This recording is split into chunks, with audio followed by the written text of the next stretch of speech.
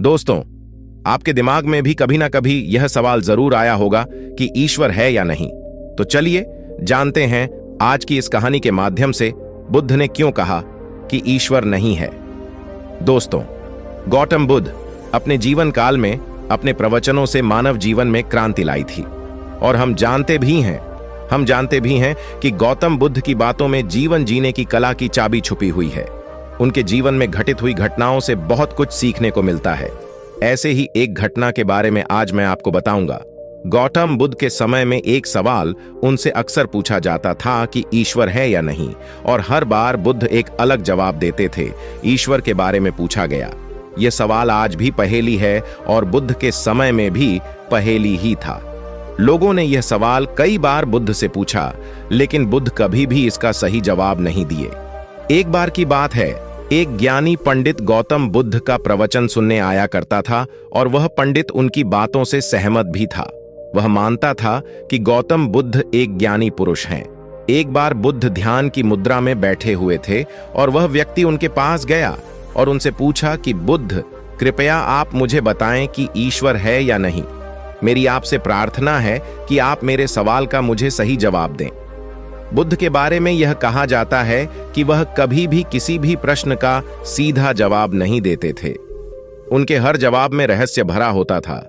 ज्ञानी पंडित ने कहा कि मुझे ईश्वर के बारे में आपसे जानना है। ईश्वर है या नहीं? बुद्ध उसकी बात सुनकर मुस्कुराए और फिर पंडित से बोले, ठीक है। गौतम बुद्ध ने कहा कि मैं तुम्हारे सवाल का जवाब जरूर दूंगा, लेकिन उससे पहले मेरे कुछ प्रश्नों का जवाब आप मुझे दे दो। पंडित ने कहा, मैं बिल्कुल आपके प्रश्नों का जवाब दूंगा। आप कृपया प्रश्न पूछें। बुद्ध ने कहा कि क्या तुम सूर्य को मानते हो? पंडित ने बुद्ध की तरफ देखा और कहा कि यह किस प्रकार का प्रश्न है? मैं छोटा बच्चा हूं। आप जो मुझसे बच्चों वाला प्रश्न पूछ रहे हैं, सूर्य तो साक्षात प्रकट होता है और पूरी दुनिया को रोशनी देता है। धरती पर रहने वाले हर जीव को सूर्य से ऊर्जा प्राप्त होती है। सूर्य को तो हम रोज ही देखते हैं। बुद्ध ने उनसे कहा कि ईश्वर के होने के बारे में प्रश्न कहां से आया, क्योंकि जिस प्रकार सूर्य हमारे सामने है, उसके होने का कोई प्रश्न नहीं होता। तब ईश्वर के लिए यह सवाल क्यों उठा? ईश्वर को मानने की क्या आवश्यकता है? इसका मतलब तो यह हुआ कि आपके मन में कहीं ना कहीं ईश्वर के प्रति संदेह है, क्योंकि ईश्वर सूर्य की तरह आपके सामने नहीं है। आप ईश्वर को भी बुद्धि से ढूंढने के लिए निकले हो और बुद्धि केवल उन्हीं बातों को मानती है जो उसके सामने दिखाई देता है, और ईश्वर कभी भी आपको प्रत्यक्ष रूप में सामने दिखाई नहीं देगा। अगर दिख जाए तो वह ईश्वर नहीं होगा। गौतम बुद्ध ने कहा कि तुम ईश्वर को मानते हो या नहीं। असल में यह प्रश्न ही गलत है, और गलत प्रश्न का सही उत्तर कैसे दिया जा सकता है? इसलिए अगर इस गलत प्रश्न के पूछे जाने पर और अगर किसी के उत्तर दिए जाने पर, तो वह उत्तर भी इस प्रश्न की तरह ही गलत होगा। पंडित बुद्ध की बात सुनकर थोड़ा भ्रमित सा हो गया। उसने कहा कि बुद्ध, आप किस तरह की बातें कर रहे हैं? मुझे कुछ समझ नहीं आ रहा है। बुद्ध ने कहा, अगर मैं तुम्हें सीधे शब्दों में बताऊं तो इसका मतलब यह है कि ईश्वर को माना नहीं बल्कि जाना जा सकता है। अगर तुम मुझसे यह प्रश्न करते कि मैं ईश्वर को जानना चाहता हूं, तो मैं तुम्हारी मदद कर सकता था, और जिस दिन तुम ईश्वर को जान जाओगे, उस ईश्वर की व्याख्या तुम सीधे कभी नहीं कर पाओगे, लेकिन लोगों को ईश्वर के दर्शनों का स्वाद चखने में मदद जरूर कर सकते हो। तुम कभी अपना अनुभव किसी को दे नहीं सकते हो, लेकिन किसी को अनुभव कराने में सहायता जरूर कर सकते हो। दोस्तों, आपने बुद्ध के जीवन की कितनी कहानियां किससे सुने होंगे। वहां आपने देखा होगा कि बुद्ध ने कभी भी ईश्वर के बारे में स्पष्ट नहीं कहा, और इसकी वजह से कई बार बुद्ध के ऊपर उंगलियां भी उठीं। लोगों ने यहां तक कहा कि बुद्ध कुछ भी नहीं जानते, क्योंकि बुद्ध इस तरह के प्रश्नों का ठीक से उत्तर कभी नहीं देते थे।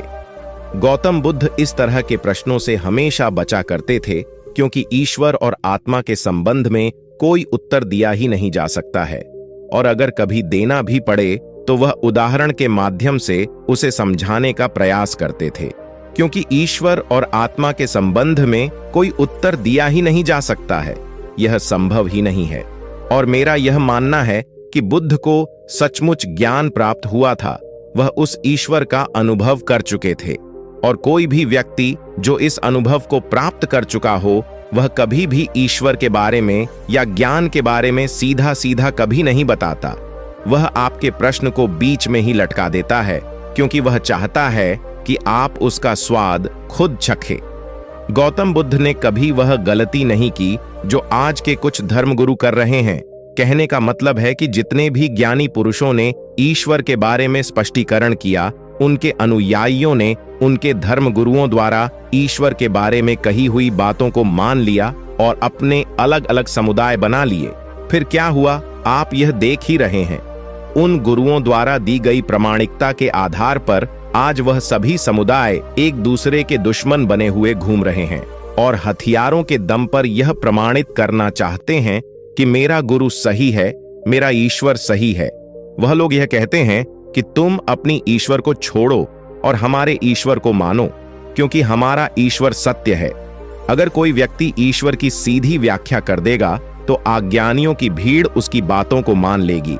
वह भी ईश्वर का अनुभव कभी नहीं करेगी।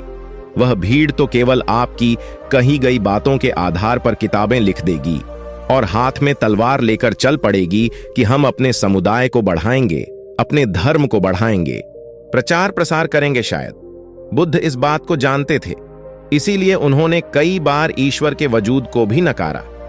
इनकार इसलिए किया कि आपकी प्यास और गहरी हो सके, आप उसको जानने के लिए उतावले हो जाए। अगर बुद्ध ईश्वर के बारे में सीधे सीधे कह दे तो भीड़ आसानी से उनकी बात मान जाएगी। और ऐसे ही हमने धरती पर ना जाने कितने ही ईश्वर और भगवान को जन्म दे दिया है। ऐसा लगता है कि ईश्वर ने मनुष्य को नहीं बनाया, बल्कि मनुष्य ने ईश्वर को पैदा किया है। तो दोस्तों, गौतम बुद्ध की कहानी से हमें क्या शिक्षा मिलती है कि भगवान को मानना नहीं बल्कि जानना चाहिए और उसका अनुभव लेना चाहिए। ईश्वर को जानने के लिए सिर्फ एक ही रास्ता है और वह है ध्यान। ध्यान में जितनी गहराई से जाओगे उतना ही तुम्हारा ईश्वर के प्रति अनुभव होता चला जाएगा और तुम्हारे सभी प्रश्नों के उत्तर भी तुम्हें मिल जाएंगे।